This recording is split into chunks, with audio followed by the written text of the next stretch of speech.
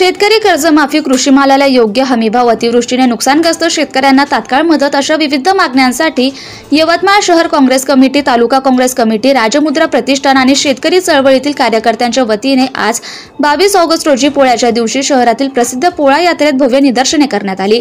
या निदर्शनावेळी कार्यकर्त्यांनी शेतकऱ्याच्या मालाला हमीभाव, अन्याय झाला तर करू उठाव, अतिवृष्टीने झाले नुकसान तात्काळ मदत हाच उपाय महान, कर्जमाफीशिवाय नाही जगणं, शेतकरी वाचवा हेच रणांगण, शेतकऱ्याला द्या जगण्याचा हक्क, अन्यायाविरुद्ध करू संघर्ष ठक्क, कर्जमाफी हवी, हमीभाव हवा, शेतकऱ्यांचा श्वास वाचवणं गरजेचं ठेवा अशी जोरदार घोषणाबाजी केली।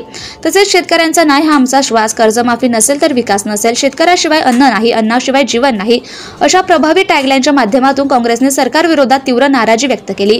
या निदर्शनाचे नेतृत्व शहर काँग्रेसचे अध्यक्ष प्राध्यापक डॉक्टर बबलू उर्फ अनिल देशमुख यांनी केले।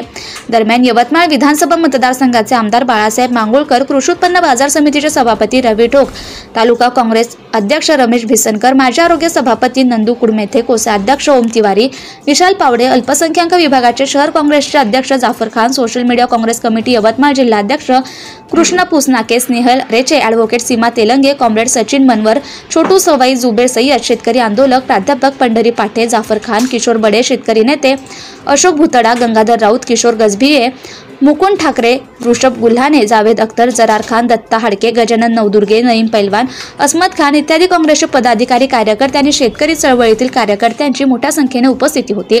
Bureau report, DN news Marathi, Yavatmal. Subscribe now and press the bell icon. Never miss an update.